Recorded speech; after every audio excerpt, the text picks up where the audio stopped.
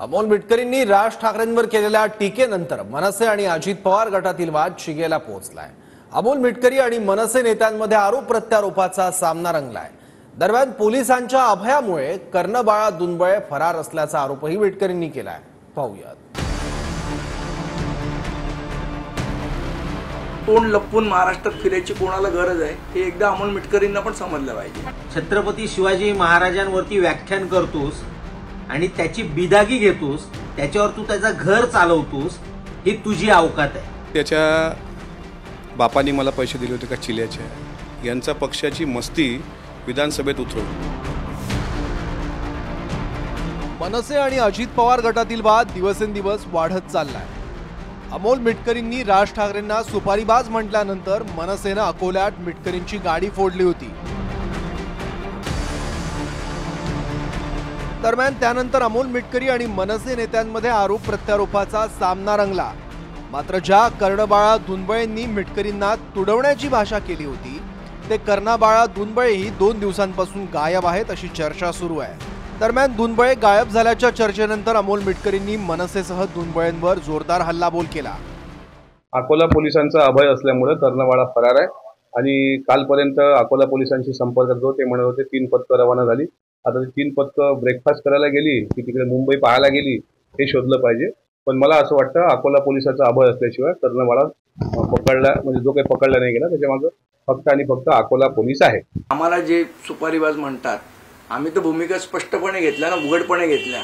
आम्हाला कधी तोंड लपवून दिल्लीला जायची वेळ नाही आली। जेव्हा राजसाहेब दिल्लीला गेले, अमित ठाकरेंना उजळ माथ्याने गेले, समोरासमोर गेले। तुमच्यासारखे मास्क लावून विषांतर करून जायची आम्हाला कधी गरज नाही लागली।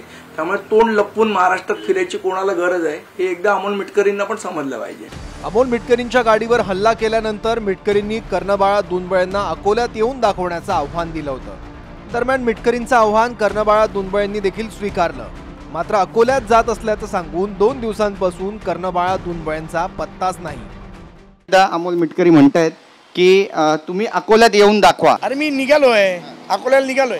आज माननीय अमित साहेब तिथे पोहोचतात अकोल्यात, आणि मी पण पोहोचतोय आज कुठल्याही परिस्थितीत। बघा पाण्याची वगैरे बॅग वगैरे भरल्यात, आम्ही निघतोय।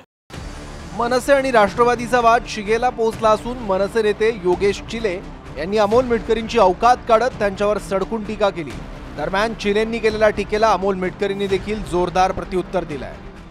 अमोल मिटकरींना पत्रकारांनी विचारलं त्यावेळी त्यांनी एक शब्द वापरला, कोण योगेश चिले, त्याची अवकात काय? तर छत्रपती शिवाजी महाराज यांच्यावरती व्याख्यान करण्याचे पैसे घेत नाही मी, ही माझी अवकात आहे। आणि बाजारू चर्शी छत्रपती शिवाजी महाराजांवरती व्याख्यान करतोस आणि त्याची बिदागी घेतोस, त्याच्यावर तू त्याचं घर चालवतोस, ही तुझी अवकात आहे। त्याच्या बापांनी मला पैसे दिले होते का चिल्याचे, चिल्या पिल्या देशपांड्याची अवकात मी कालच काढलेली आहे। छत्रपती शिवाजी महाराज डॉक्टर बाबासाहेब आंबेडकरांचा विचार मांडूनच मी महाराष्ट्र विधिमंडळात सदस्य झालोय। हे साले शिवाजी महाराजांच्या नावाचा गैरवापर करून केला आजपर्यंत, म्हणून तर सत्तेत नाही आले ना। यांचा पक्षाची मस्ती विधानसभेत उतरवू। दरम्यान मालोकारच्या मृत्यूवरून जे राजकारण सुरू आहे ते मिटकरींनी थांबवलं पाहिजे असं आवाहन देशमुखांनी मिटकरींना केलंय। मिटकरींनी बी कुठेतरी हा विषय त्यांनी थांबवायला पाहिजे, कारण की एक आपल्या जिल्ह्यातला आपल्या शहरातला एक तरुण मुलगा ज्याचा मृत्यू झाला आणि मृत्यू झाल्यानंतरही तुम्ही टीका टिप्पणी करत असाल, आंदोलन करत असाल, तर ही जिल्ह्यासाठी अशोभनीय गोष्ट आहे। नितीन देशमुखांनी म्हटलंय की पंकज साबळे अमोल मिटकरी हे 2 मित्र आहेत आणि ठरवून हा सगळा स्क्रिप्टेड कार्यक्रम जो झाल्याचं सांगितलं। कोणी म्हटलंय असं? आमदार Nitin देशमुखांनी।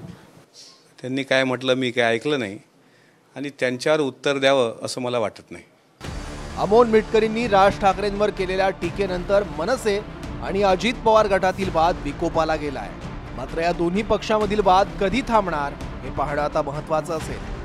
Bureau report, TV9 Marathi.